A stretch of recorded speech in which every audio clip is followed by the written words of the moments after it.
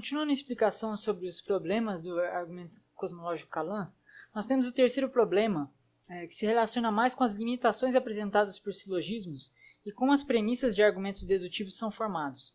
Uma vez que você compreende a natureza dos silogismos, você consegue compreender suas limitações intelectuais. Para dar um exemplo, claro, façamos o seguinte silogismo. Um solteiro é alguém que não é casado. 1. 2. Eu não sou casado. 3. Portanto, sou solteiro. Neste exemplo, 1 é uma verdade por definição, que precisa ser aceita necessariamente. Isso é importante, depois nós vamos ver o problema disso. Ou seja, eu poderia definir que um X é alguém não casado. Eu poderia dar qualquer nome que eu quisesse e dissesse que isso é alguém não casado. E no fim, a minha conclusão seria, portanto, eu sou X. Veremos como isso influencia o resultado do argumento Kalam. A premissa 2 é um testemunho pessoal, ou seja, eu poderia estar mentindo ao dizer que não sou casado. Como você poderia saber disso? Tão somente se você tivesse evidências que ajudassem a corroborar a minha fala. Você com certeza já ouviu falar de pessoas que se apresentaram como solteiros quando na realidade eles eram casados, ou vice-versa. Veremos quais as consequências disso para o argumento dedutivo. E 3. A conclusão segue logicamente e necessariamente das duas primeiras cláusulas. E vem agora o questionamento importante. Mesmo que esse argumento dedutivo seja válido, ou seja, ele é completamente válido da forma como eu fiz, em termos lógicos, isso não significa automaticamente que ele seja verdadeiro na realidade objetiva. Como eu disse anteriormente, o valor das suas conclusões depende intrinsecamente dos processos pelos quais foram formadas as suas premissas. E a sua verdade lógica dificilmente pode ser extrapolada em todas as situações para fora do silogismo. Ou seja, o argumento é verdadeiro logicamente, mas não significa que, logicamente, não significa que eu tenha certeza de que a pessoa não é casada. A cláusula 1 é uma verdade arbitrária, por definição, ou seja, não fala nada sobre a realidade objetiva externa, é uma definição. A cláusula 2 depende da qualidade do testemunho, que pode ser inverídico.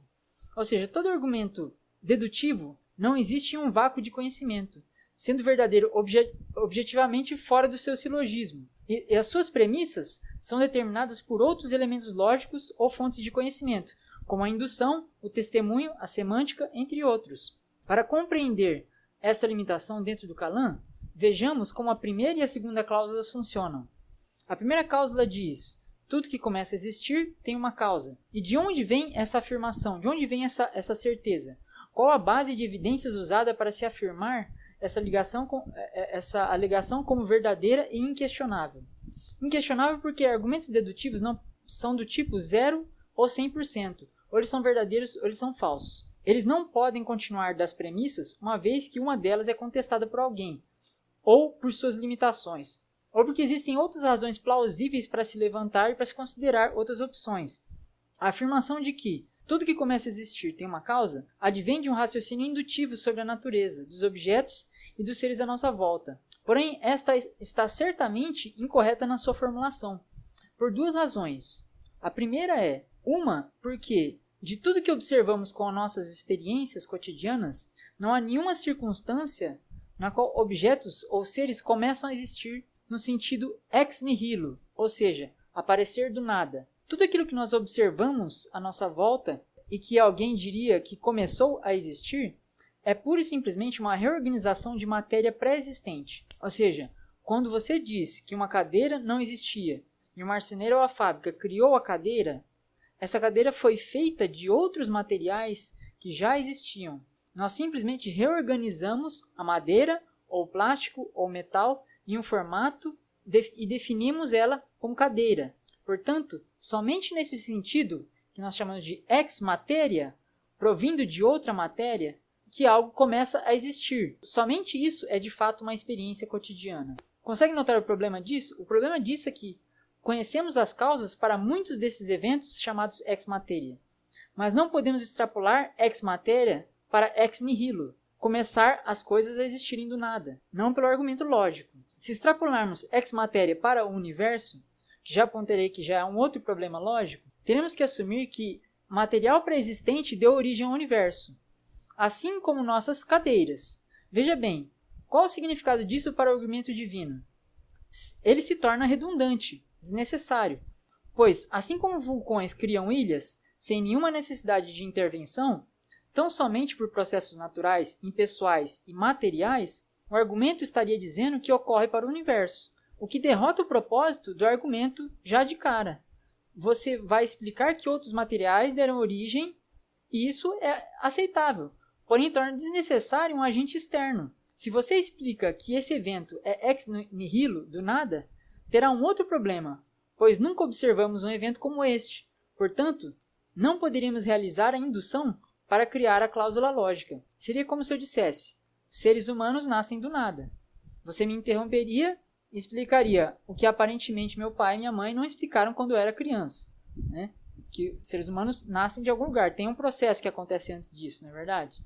Ou seja, uma vez que isso não faz parte da nossa experiência comum, não é um conhecimento indutivo válido.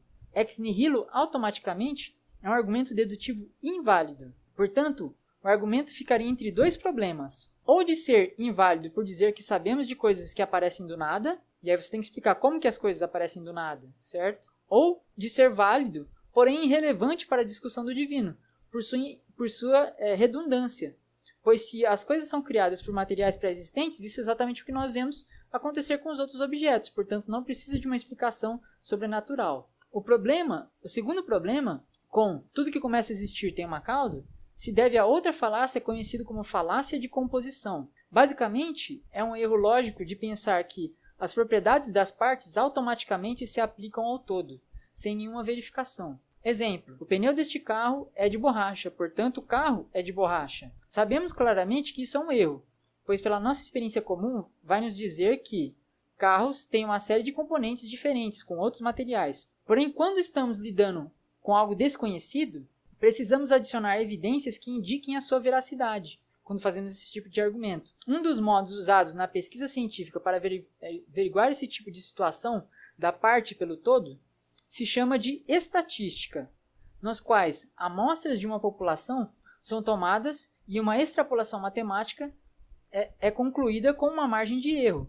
Ou seja, não se sabe exatamente 100% como se comporta aquela característica dentro da população, pois é sabido que não podemos assumir a parte pelo todo. Se pudéssemos fazer isso livremente com argumentos silogísticos e dedutivos, estatística não seria necessário de existir. Veja bem, é possível que as mesmas propriedades se apliquem ao universo como um todo, mas pela própria natureza de estarmos falando de algo singular, como a existência de tudo, a história da ciência demonstra que quando chegamos aos limites de certos conhecimentos e teorias, que as nossas explicações lógicas corriqueiras e intuições, ou mesmo nossas explicações científicas, se quebram.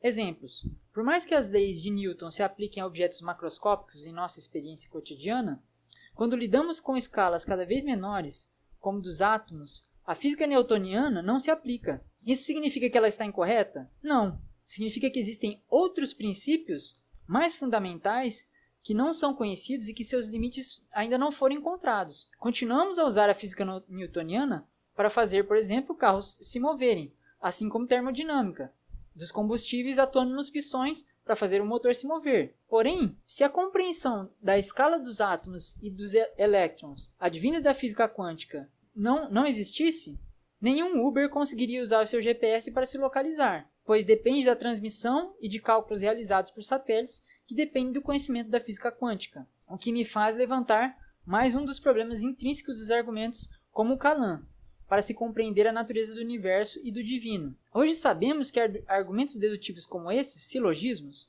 por si só apresentam muitas limitações que não podem ser vencidas através de pura e simplesmente de conexões entre palavras e de relações lógicas internas.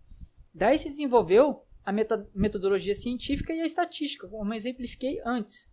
Ou seja, o processo indutivo de realização de experimentos, uso de todas as fontes possíveis de evidência para se chegar a conclusões temporárias, mas úteis, é muitas vezes superior a exercícios isolados do pensamento. Estes são necessários, mas não podem determinar a realidade objetiva por si só. Outro exemplo, um paradoxo.